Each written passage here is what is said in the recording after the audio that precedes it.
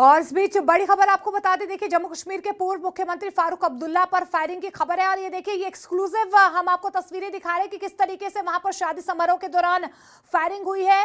Greater Kailash इलाके की ये घटना बताई जा रही है। तस्वीरों में आप साफ तौर पर आप देख पा रहे हैं कि कहां पर और कैसे ये फायरिंग की गई है। अचानक से देखिए, आप शादी समारोह चल रहा था, भीड़ देखिए कि किस तरीके से वहां पर मौजूद थी, और जैसे ही फायरिंग होती है एकाएक अफरा तफरी देखिए किस तरीके से यहां पर शादी समारोह में वो मच जाती है। ये देखिए अचानक से देखिए भीड़ के बीच से ये शख्स जो है यहाँ पर फायरिंग करता है, और उसके बाद आप देख पा रहे हैं कि किस तरीके से यहाँ पर फायरिंग के बाद छर्रों की जो है वो बौछार होती है। और उसके बाद आप देखिए एकाएक आप देख रहे हैं कि किस तरीके से यहाँ पर वो सीधे तौर पर जो कुछ छर्रे हैं वो डिप्टी सीएम को जरूर लगते हैं। हालांकि देखिए वो खतरे से बाहर है, फारूक अब्दुल्ला भी खतरे से बाहर है, फिलहाल वो अपने घर पर मौजूद है। डिप्टी सीएम को छर्रे जरूर लगे हैं, थोड़ी सी माइनर इंजरी जरूर हुई है। हालांकि अब जानकारी मिल पा रही है कि वो दोनों ही सुरक्षित है। लेकिन आप देखिए ये शादी समारोह था, और शादी समारोह के दौरान यहाँ पर बीच शादी में ये अब जो है फायरिंग की गई है। और एक्सक्लूसिव तस्वीरें हम न्यूज़ 18 इंडिया पर आपको दिखा रहे हैं।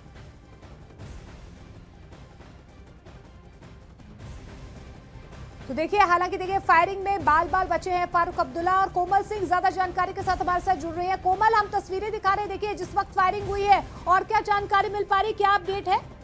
देखिए, ये बिल्कुल वहीं की तस्वीरें अभी हमने अरेंज की है। जो सीसीटीवी फुटेज वहां का आया है, इसमें साफ दिख रहा है कि जैसे ही फारूक अब्दुल्ला की उस शादी समारोह में एंट्री होती है, मतलब जैसे ही वो अपनी गाड़ियों से उतर के उस हॉल के अंदर आते हैं, तो उसके पीछे ही साथ साथ में उसके शख्स वो चल रहा है कमलजीत सिंह, तो उसने फायरिंग की है। तो सीधा दिख रहा है कि यहाँ पर फारूक अब्दुल्ला पर ही हमला करने की कोशिश यहाँ पर हुई है, और ऐसा नहीं था कि किसी कोई बहस हुई है, हाथापाई हुई है। जो सारी तस्वीरें हम पहले दिखा चुके थे, मैं पहले ही आपसे कह रही थी कि ये फायरिंग के बाद की तस्वीरें हैं, बाद में हाथापाई हुई है। उसके बाद ये उससे पूछा जा रहा था कि क्या तुम्हारे से कोई और शख्स है, क्यों तुमने फायरिंग की है।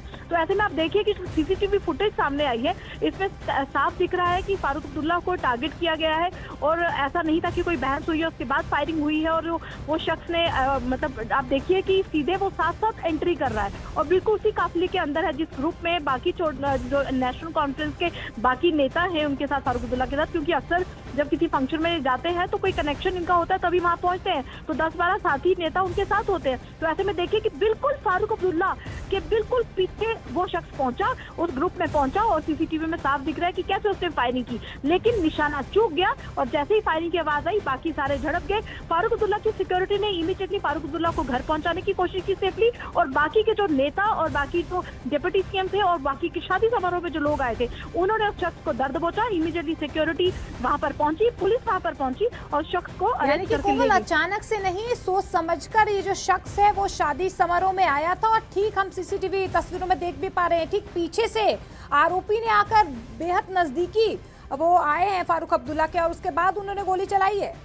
बिल्कुल मोनिका, मैंने आपको पहले ही कहा कि अगर इतनी वीआईपी शादी है, जिस तरीके से डिप्टी सीएम का बयान भी आया है कि सिक्योरिटी लैप्स है, तो मैं पहले से ही यही कह रही थी कि ऐसी शादी जहां पर वीआईपी की मूवमेंट है, जहां पर फॉर्मर सीएम है, यहाँ पर सिटिंग डिप्टी सीएम आएंगे या और नेतागण आएंगे, तो ऐसी शादियों में अक्सर 2.5 से 3 घंटे 4 घंटे पहले सिक्योरिटी गेट पर मौजूद रहती है, और पूरे हॉल को वहां पर जो है वो स्कैनिंग की जाती है, हर जगह जांच होती है, फिर वीआईपी मूवमेंट की एंट्री होती है, वीआईपी मूवमेंट होती है। और ऐसे में आप देखिए कि वो शख्स काफिले के अंदर ही आया, मतलब वो पहले से ही टारगेट अपना तय करके खड़ा था।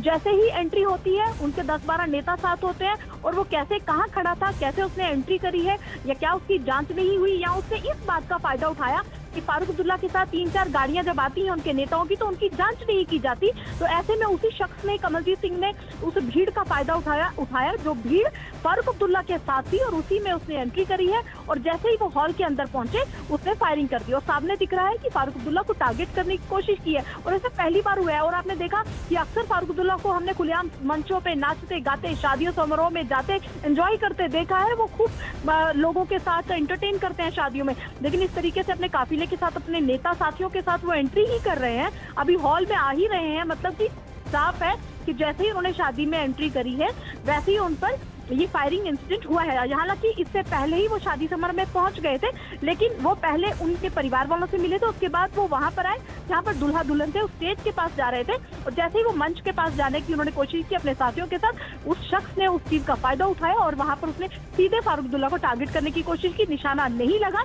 लेकिन उसके बावजूद उसको पकड़ा भी गया। बाल बाल बचे हैं फारूक अब्दुल्ला, और अभी तक जो है बयान एक एक करके क्या सामने आ रहे शादी हैं। में ये जो आरोपी है ये किसी को जानता था? क्या किसी ने बताया कि ये पहले से ये शख्स किसी को जानता था? ये शादी समारोह में आया कैसे? और अब बिल्कुल काफिले के साथ चल रहा है, क्या पहले से कोई जान पहचान थी? क्या इसे भी इनविटेशन आया था? देखिए, ये सारी जांच उससे हो रही है, पूछताछ। आपने देखा एक वीडियो हमारे पास आया है, उसमें पूछताछ हो रही है लगातार। अभी भी पुलिस उससे पूछताछ कर रही है कि क्या वो इनवाइटेड था शादी में, या फिर सिर्फ टारगेट करने के लिए, या फिर इस इंसिडेंट को अंजाम देने के लिए वो वहां पर मौजूद था। तो सारी जब इन्वेस्टिगेशन कंप्लीट होती है, तो जैसे जैसे पुलिस वालों से हमारे पास हमें बातें साझा होंगी कि जांच में क्या क्या वो बोल रहा है, तो फिर हम साझा करेंगे कि क्या वो इनवाइटेड था, या फिर सिर्फ टारगेट करने के लिए फारूक अब्दुल्ला को इस बात का इंतजार कर रहा था कि फारूक अब्दुल्ला शादी में आने वाला है। बिल्कुल ये जांच होनी चाहिए। कोमल, मैं 2 मिनट आपको रोकूंगी। डिप्टी सीएम की तरफ से जो है रिएक्शन सामने आ चुका है, वो हम एक बार दर्शकों को सुनवा देते हैं। साबका चीफ मिनिस्टर और जम्मू कश्मीर का डिप्टी चीफ मिनिस्टर और एडवाइजर वहाँ पे जिस फंक्शन में हो, और वहाँ पे अगर एक आदमी अंदर गन लेके जा रहा है, तो वहाँ से आप अंदाजा लगा सकते हैं कि वहाँ सिक्योरिटी का बंदोबस्त कितना था। लेकिन फिर भी आप एडवाइजर साहब पीछे वाली गाड़ी है, हमारे लीडर और कायदेसानी डॉक्टर फारूक अब्दुल्ला साहब, उनके साथ मैं और नासिर साहब, हम तीनों थे। तो आप नासिर साहब से पूछ लीजिए, पूरी आपको डिटेल में बताएंगे। नासिर पीछे वाली गाड़ी। सर कोई जख्मी तो नहीं हुआ? नहीं, बचाव हो गया है, लेकिन अब आप सिक्योरिटी को पुलिस को पूछिए कि इतना बड़ा लैप्स कैसे हुआ है, लेकिन नासिर साहब से आप पूरा बयान। शादी फंक्शन कहाँ था सर? ये रॉयल पार्क में ग्रेटर क्लास छोड़ रहा, कोई भी कहीं भी लोकल पुलिस का कोई भी नुमाइंदा नहीं था, कोई भी आदमी नहीं था, और एक बहुत बड़ा सिक्योरिटी लैब्स है जहाँ साबका चीफ मिनिस्टर और जम्मू कश्मीर का डिप्टी चीफ मिनिस्टर और एडवाइजर वहाँ पे जिस फंक्शन में हो, और वहाँ पे अगर एक आदमी अंदर गन लेके जा रहा है, तो वहाँ से आप अंदाजा लगा सकते हैं कि वहाँ सिक्योरिटी का बंदोबस्त कितना था। लेकिन तो डिप्टी सीएम की तरफ से देखिए साफ तौर पर कहा जा रहा है कि सिक्योरिटी लैप्स था यहाँ पर, सुरक्षा व्यवस्था पर वो सवाल खड़े कर रहे हैं। उनकी तरफ से कहा गया था कि कोई भी पुलिस का नुमाइंदा यहाँ पर नहीं था। कोमल लगातार हमारे साथ बनी हुई है। कोमल, हम सीसीटीवी फुटेज लगातार न्यूज 18 इंडिया पर एक्सक्लूसिवली दिखा रहे हैं। कोमल, क्योंकि यहाँ पर सीधे तौर पर डिप्टी सीएम की तरफ से, सुरेंद्र चौधरी की तरफ से सिक्योरिटी लैब्स को लेकर, सुरक्षा व्यवस्था को लेकर सवाल खड़े किए गए हैं। लेकिन एक बार हम देखिए, आपको अगर सर्कल में, आप राउंड सर्कल में देख पा रहे हैं इन तस्वीरों में, वो जो शख्स है जिसने गोली चलाई है, उसे किस तरीके से यहाँ पर भीड़ ने पकड़ा, और उसके बाद क्योंकि जैसे ही इसने गोली चलाई वो भागने की कोशिश कर रहा था। हालांकि देखिए उसे हिरासत में भी ले लिया गया है। लगातार इससे पूछताछ की जा रही है कि आखिर इसकी क्या प्लानिंग थी, किसे टारगेट करना था, किस मंशा से यहाँ पर आया था, क्या शादी में इनवाइटेड था, या किसी को ये जानता था, या सोची समझी रणनीति के तहत ये शादी में आया था। ये एक्सक्लूसिवली हम आपको सीसीटीवी फुटेज जो है उस शादी समारोह का दिखा रहे हैं। हालांकि ये खबर जरूर कोमल, हमारी जो सहयोगी, उन्होंने बताई कि पहले जो है परिवार वालों से फारूक अब्दुल्ला ने मुलाकात की, और उसके बाद ये मेन हॉल में उसने एंट्री की है, जहां पर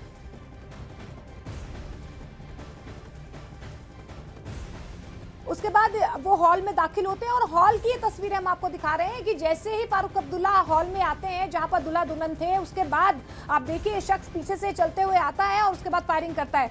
अच्छा, जो एडवाइजर है उनकी तरफ से भी बयान सामने आया है, क्योंकि वो भी शादी समारोह में मौजूद थे। उनकी तरफ से क्या कुछ कहा गया है वो आपको सुनवाते हैं। पूरी जम्मू कश्मीर सरकार के डिप्टी चीफ मिनिस्टर शादी पे मौजूद थे, डॉक्टर साहब शादी पे मौजूद थे, पुलिस के किस तरह के बंदोबस्त वहाँ थे? अचानक उनको देखना पड़ेगा, वो उनको देखना पड़ेगा। हाँ। बंदोबस्त क्या था क्या नहीं था वो उनको देखना पड़ेगा। It is too early to comment on it. हिरासत में ले लिया? अभी तो लिया।